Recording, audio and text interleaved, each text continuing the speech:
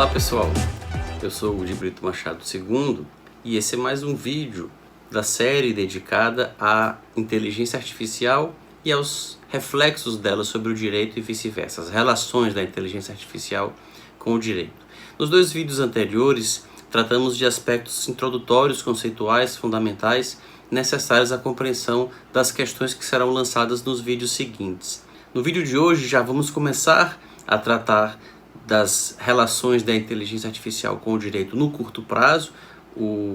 Os assuntos serão tratados de forma cronológica, a divisão é feita no curto prazo, no médio prazo e no longo prazo, como explicado nos vídeos anteriores.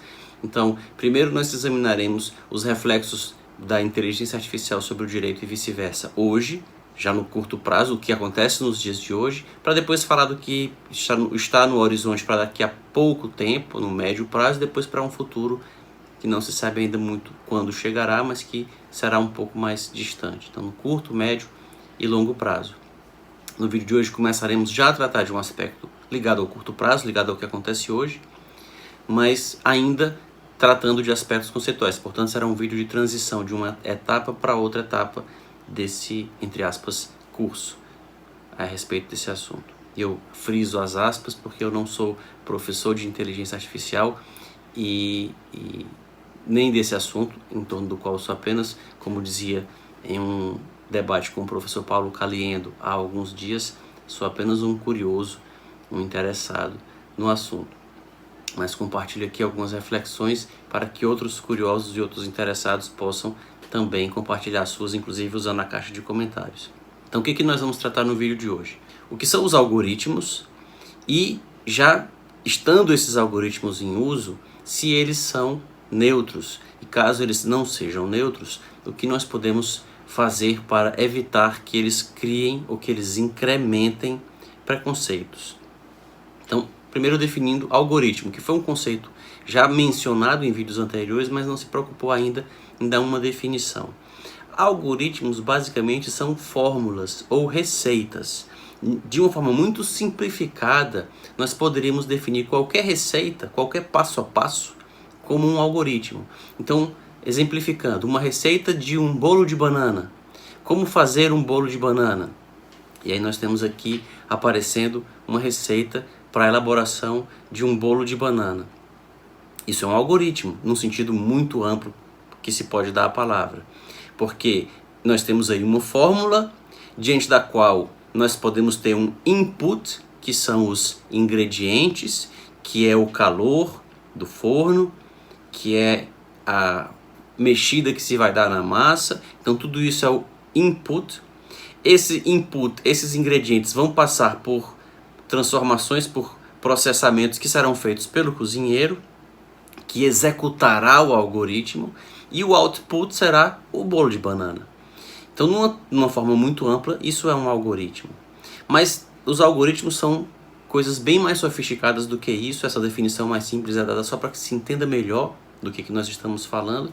Mas os algoritmos são assim receitas, fórmulas, só que muito mais complexas, que envolvem fórmulas matemáticas muito mais complexas e que são feitos para serem executados por computadores que vão fazer esses cálculos matemáticos rapidamente para chegar a resultados que vão seguir objetivos, que vão visar atingir objetivos que foram pensados por quem fez os algoritmos. Então, isso já nos conduz à ideia de algoritmo. Inclusive, queria aqui já deixar também a indicação de outro livro, além dos que indiquei nos vídeos passados, que é o livro de Margaret Bolden, Inteligência Artificial, a Sua Natureza e o Seu Futuro. Esse livro é particularmente interessante porque a autora é professora de Ciências Cognitivas da Universidade de Sussex, no Reino Unido, e ela conseguiu montar nessa universidade o primeiro programa acadêmico em ciência cognitiva. E ela tem graduação, ela tem grau em medicina, em filosofia e em psicologia. E ela integra esses três saberes no estudo da inteligência artificial, que, como mencionei em vídeos anteriores, é um ramo que se beneficia, tal como a neurociência, da interdisciplinariedade. Nós estamos estudando como a mente funciona e como replicá-la. Então isso dialoga com a hermenêutica, dialoga com a neurologia, para estudar como é a estrutura física do cérebro, dialoga com a psicologia, que trata do self, do software do nosso cérebro, enfim, todos esses ramos do saber dialogam, e como diz Eric Kandel, que foi prêmio Nobel de Medicina por suas pesquisas sobre a memória, o Eric Kandel disse que a neurociência tem progredido muito exatamente por conta dessa interdisciplinariedade. Esses vários saberes estavam chegando à exaustão, fechados dentro dos seus campos, e quando eles começaram a dialogar, os pontos cegos que havia entre eles começaram a ser esclarecidos e propiciou-se um avanço bastante expressivo para todos eles com esse diálogo. Então esse livro é relevante por isso, e ele tem muito boa a parte conceitual, a parte histórica da inteligência artificial, inclusive refere com riqueza de detalhes que a primeira programadora da história foi uma mulher. Há inclusive um belo vídeo feito pelo Google que trata disso, vai aparecer aqui no card, um belíssimo vídeo feito pelo Google que trata desse assunto e do papel das mulheres na ciência, mas o aspecto pitoresco do livro é essa parte histórica, e relata também como Ada Lovelace foi, ainda no século XIX, antes mesmo de já existir o computador, se questionava, se projetava um computador à época, e o computador que já se falava que poderia ser feito, ela já se encarregou de fazer as fórmulas que esse computador executaria. E foi, portanto, a primeira programadora da história. E isso refiro apenas para mencionar algo relacionado aos algoritmos. Mas qual seria a relação dos algoritmos com a prática para já ser tratada no vídeo de hoje? Que esses algoritmos, essas fórmulas matemáticas que os computadores executam e aplicam para atingir objetivos que lhes são indicados pelos programadores, pelos autores dos algoritmos, eles não são neutros. Existe um mito da neutralidade algorítmica. Como é uma máquina que não tem preconceitos, o computador ele não tem preconceito de acordo com a nacionalidade do sujeito, ou com o sotaque dele, ou com a cor da pele, ou com a orientação sexual. Então o computador vai fazer julgamentos neutros, imparciais, e portanto assim nessa condição mais justos. Essa ideia talvez seja um mito. Os algoritmos não são neutros. E aqui já aproveito para fazer outra indicação, que é um curso que existe na internet, no YouTube, chamado Calling Bullshit in the Age of Big Data. É um curso fantástico que mescla aspectos de ciência da computação, de epistemologia, de metodologia científica, de lógica. Uma série de conhecimentos são explorados de maneira interdisciplinar. Inclusive o curso é dado no contexto de uma faculdade de biologia, e um dos autores é autor de ciência da computação, um dos professores, e o outro é biólogo. E nesse curso, há um dos episódios do curso, eles fracionaram as aulas em vários pequenos vídeos, cada vídeo é um episódio do curso, e uma delas se chama Garbage In, Garbage Out, que significa, numa tradução literal, se entrar lixo, sai lixo.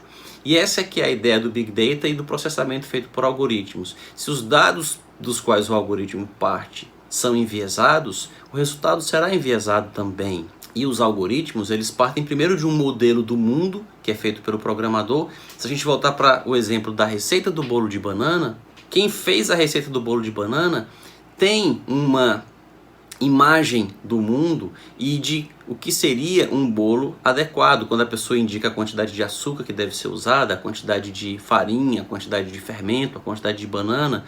A pessoa tem uma imagem do mundo de qual seria o bolo de banana ideal, como ficar um bolo de banana mais agradável ao paladar das pessoas que vão comer esse bolo de banana depois. Então a mesma coisa com quem faz qualquer outro tipo de algoritmo. A pessoa tem uma ideia de mundo, tem uma imagem do mundo e tem um objetivo também que ela pretende alcançar.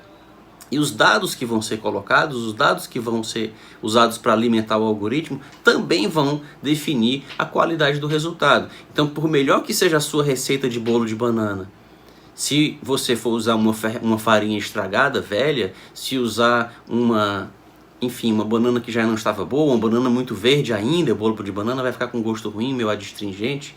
Então, é claro que a qualidade dos ingredientes vai definir a qualidade do resultado. O output vai ser contaminado por um input de má qualidade. A mesma coisa vai valer para o algoritmo também.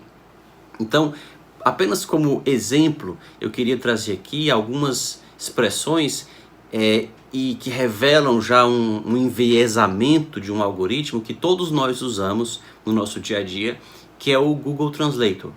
Todos usam o Google Translator, mesmo quem não quer admitir, ou mesmo quem é muito fluente no inglês, mas se tem um texto em alemão, se tem um texto em italiano, se quer mandar uma mensagem para um amigo francês e quer ter certeza da grafia, ou da pronúncia, ou da escrita de uma palavra, todos usamos o Google Translator o tempo todo, é uma ferramenta excelente. E ele passa por um teste, nós podemos fazer um teste de neutralidade, se ele é ou se ele não é enviesado. Esse teste ele é feito pelos autores desse curso que eu mencionei, o Calling Bullshit in the Age of Big Data. Eles fazem uma experiência com o turco, porque o turco é uma língua neutra, e eles colocam uma frase que faz alusão, por exemplo, a um médico ou a uma médica, eles usam a palavra doctor, e verificam como aquela palavra vai ser traduzida, e sempre que se fala de médico traduz como sendo homem, quando se fala de enfermeiro traduz como sendo mulher, como sendo a enfermeira, e eles usam isso como exemplo de enviesamento do algoritmo. Mas o professor Jorge Malmerstein Lima, que além de professor de direitos fundamentais e de pesquisar superaprendizagem, pesquisar uma série de outros aspectos, ele também tem feito pesquisas sobre esse assunto, sobre a neutralidade dos algoritmos e a possibilidade de eles servirem de ferramenta para discriminações.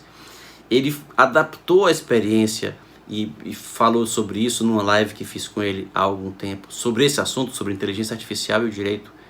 E ele disse que fez uma adaptação para o português e usou como exemplo The Doctor and Her Husband, que seria a médica e o seu marido. Mas o Google traduz por o médico e o marido. Então, sempre que algumas palavras, por exemplo, doctor em inglês, pode ser uma médica, pode ser um médico.